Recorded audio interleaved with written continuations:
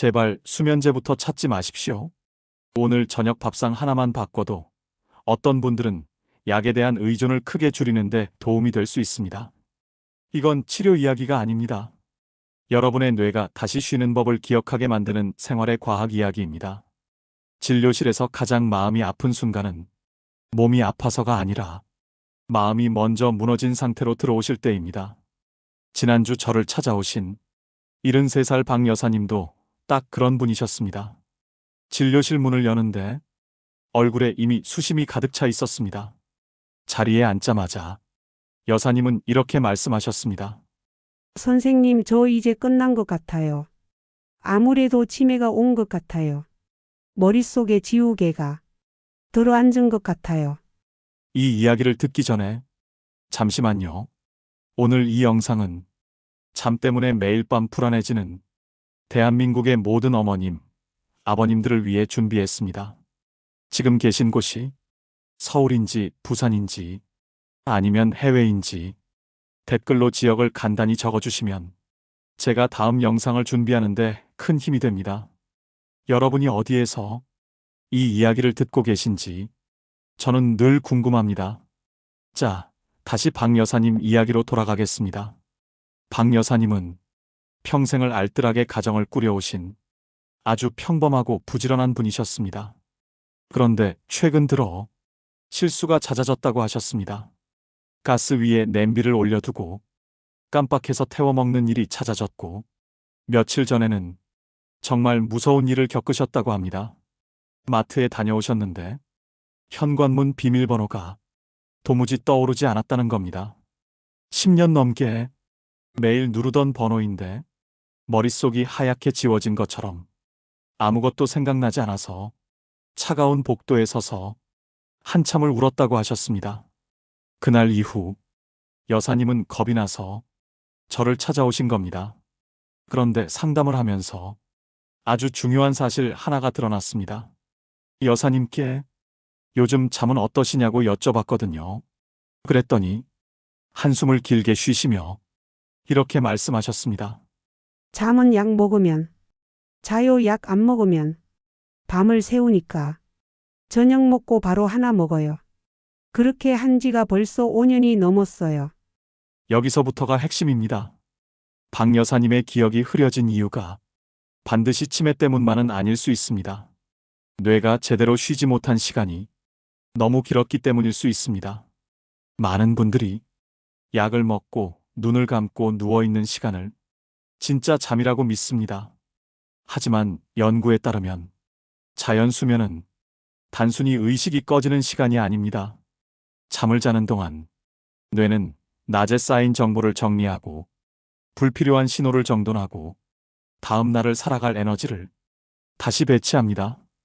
그런데 일부 약물에 의한 수면은 자연 수면의 구조와는 다르게 작용할 수 있습니다. 그래서 아침에 일어나도 머리가 맑지 않고 낮 동안 멍한 느낌이 계속 남는 분들이 계십니다. 이건 의지가 약해서가 아닙니다. 뇌가 충분히 쉬었다고 느끼지 못했기 때문입니다. 제가 박 여사님께 단호하게 말씀드렸습니다. 여사님, 지금 필요한 건 더 무서운 진단이 아닙니다. 뇌가 스스로 잠들 수 있도록 돕는 생활 속 신호가 필요합니다. 그 신호는 의외로 멀리 있지 않습니다.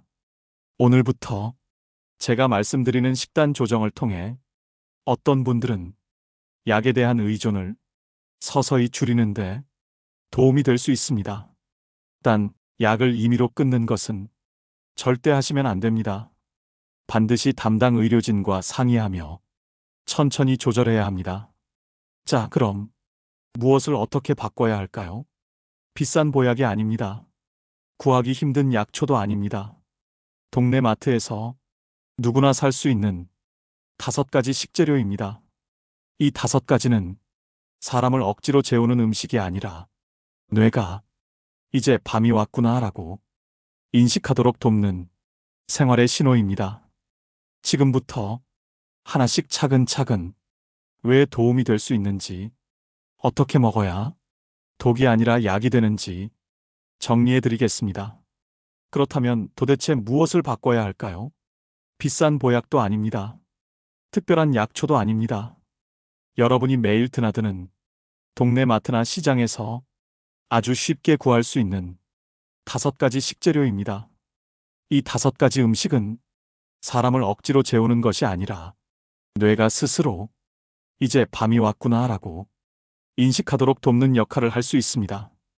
왜 도움이 될 수 있는지, 그리고 무엇보다 중요한 어떻게 드셔야 독이 아니라 약이 되는지 하나씩 차분히 말씀드리겠습니다.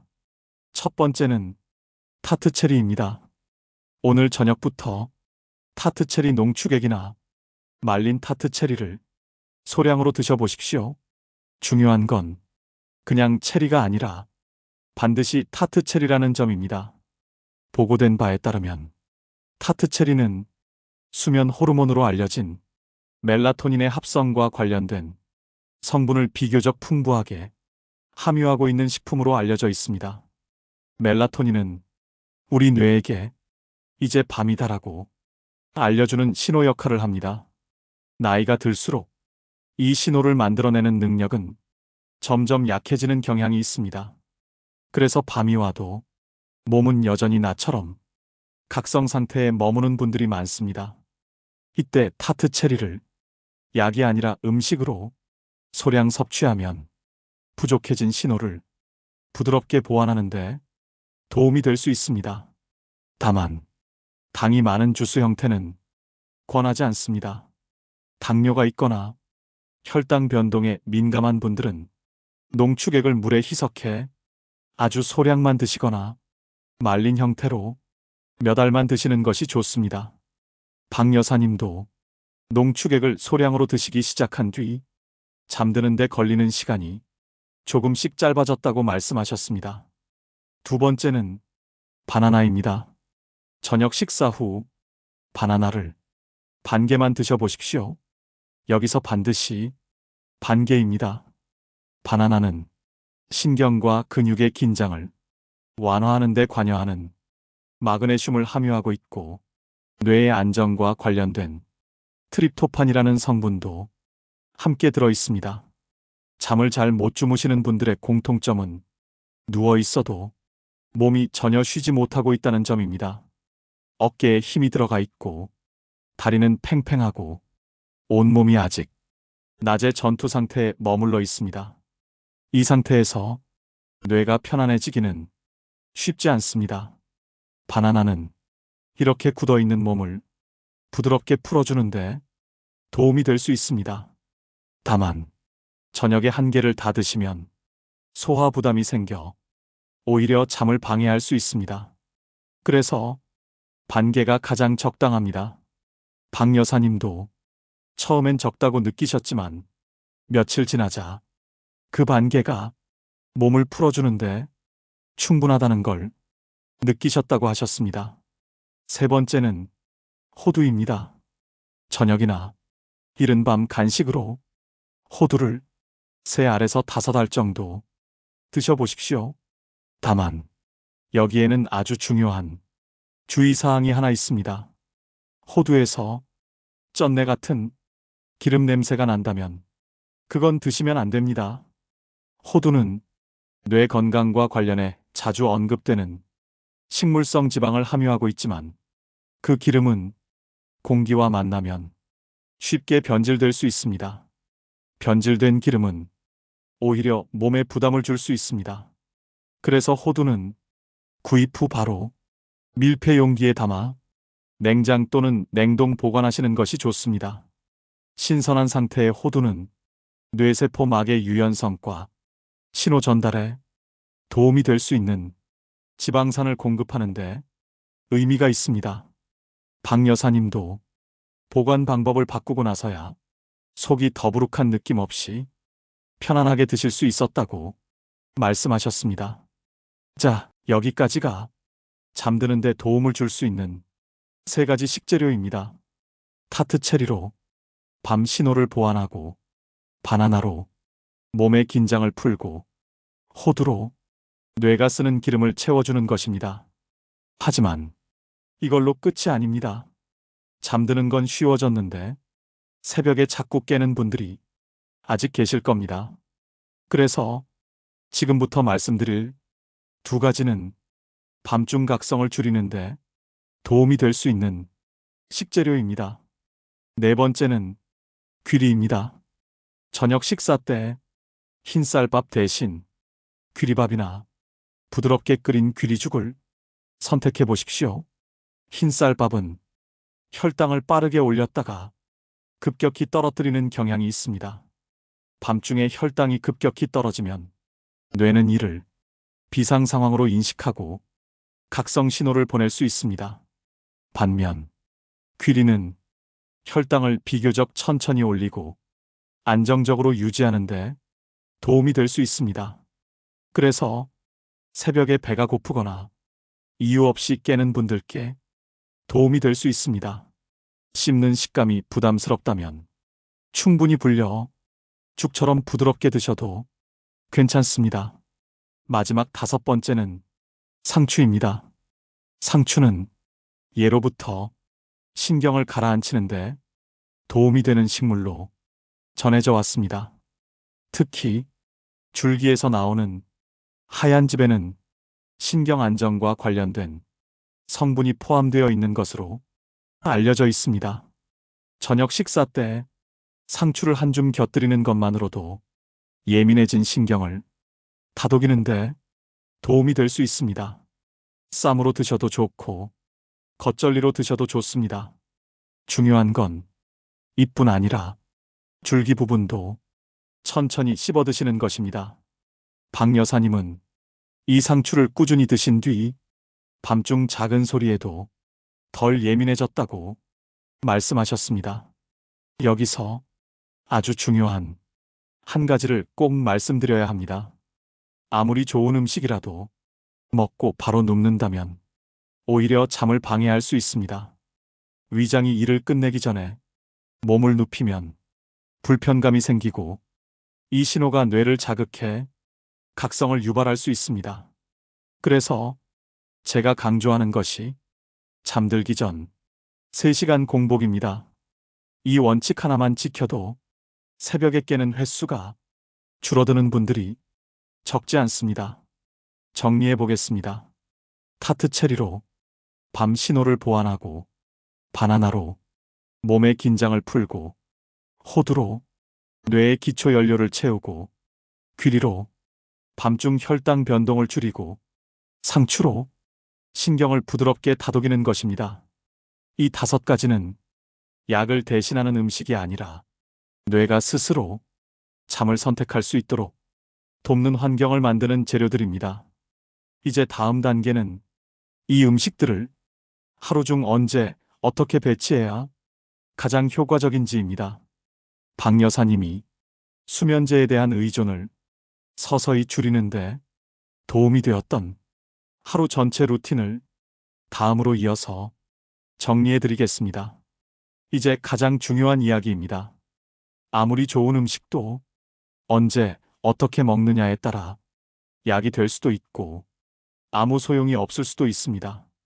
박 여사님이 수면제에 대한 의존을 서서히 줄이는 데 도움이 되었던 건 음식 그 자체보다 하루의 흐름을 다시 만든 것이었습니다. 그래서 지금부터 박 여사님의 하루를 아침부터 밤까지 그대로 정리해 드리겠습니다. 복잡하지 않습니다. 지금 듣는 대로만 따라오셔도 됩니다. 아침입니다. 박 여사님은 아침에 눈을 뜨면 가장 먼저 밖으로 나가셨습니다. 비가 오든 날이 흐리든 우산을 쓰고서라도 20분에서 30분 정도 천천히 걸으셨습니다. 이게 왜 중요할까요? 아침 햇빛은 우리 몸에서 세로토닌이라는 물질의 분비를 돕는 것으로 알려져 있습니다. 이 세로토닌은 밤이 되면 수면 호르몬으로 알려진 멜라토닌으로 전환되는 과정에 관여합니다. 즉, 아침에 빛을 충분히 보지 않으면 밤에 사용할 수면 신호 자체가 부족해질 수 있습니다. 박 여사님은 이 산책을 밤잠을 예약하는 시간이라고 표현하셨습니다. 점심입니다. 점심은 특별할 것 없습니다. 평소처럼 드시되 과식만 피하셨습니다. 식사 후에는 앞서 말씀드린 바나나 반 개나 호두 몇 알을 간식으로 드셨습니다. 이때 중요한 원칙이 하나 있습니다. 낮잠입니다. 정말로 졸리다면 주무셔도 됩니다. 다만 20분을 넘기지 마십시오. 30분을 넘기면 깊은 잠 단계로 들어가 밤에 잘 잠들기 위한 에너지를 미리 써버리는 셈이 됩니다. 박 여사님은 졸음이 쏟아질 때 아예 밖으로 나가 몸을 움직이셨습니다. 낮에 몸을 적당히 쓰는 것이 밤에 뇌를 쉬게 만드는 가장 확실한 준비라는 걸 몸으로 느끼셨다고 합니다. 이제 가장 중요한 저녁입니다. 박 여사님은 저녁 식사를 항상 같은 시간에 하셨습니다. 대략 오후 6시에서 7시 사이였습니다.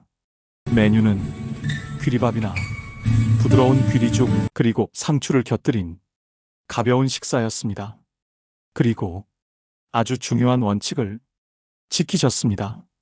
잠들기 전 3시간 공복입니다. 저녁 식사 이후에는 물, 과일, 간식, 국물 모두 제한하셨습니다.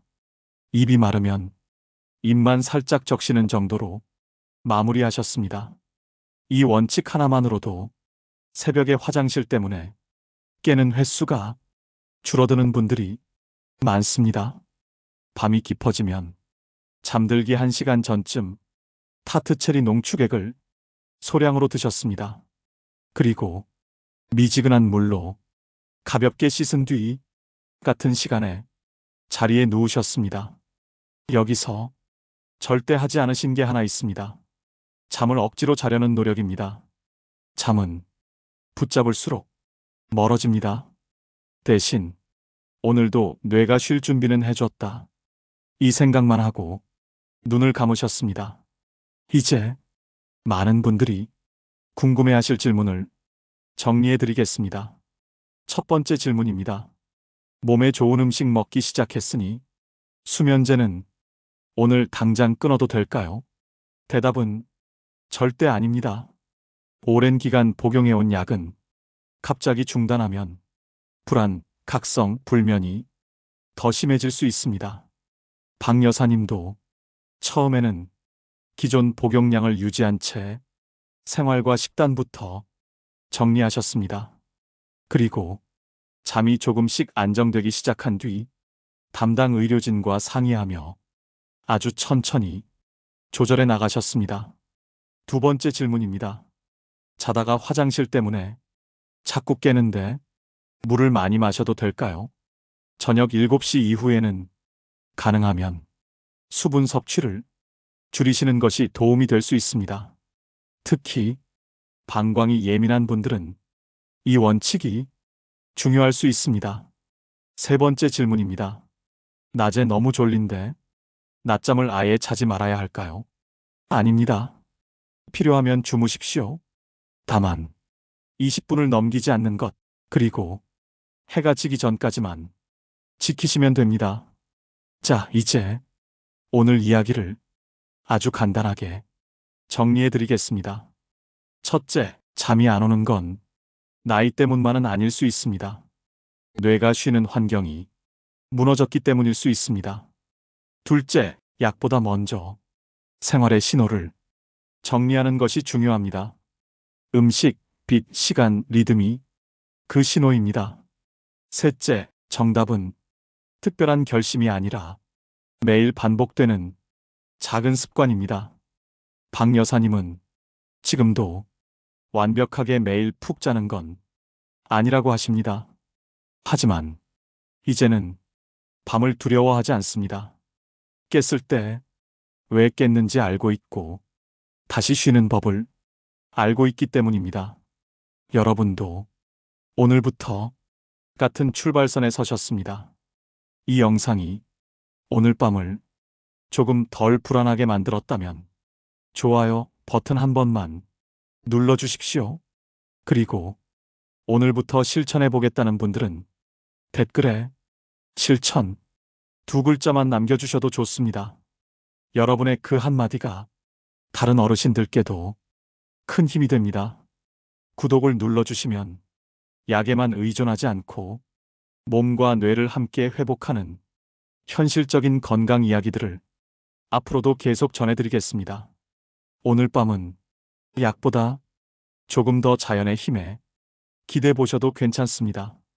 여러분의 편안한 밤이 건강한 내일을 만듭니다. 늘 건강하시고 오늘 밤은 조금 더 깊이 쉬시길 바랍니다. 감사합니다.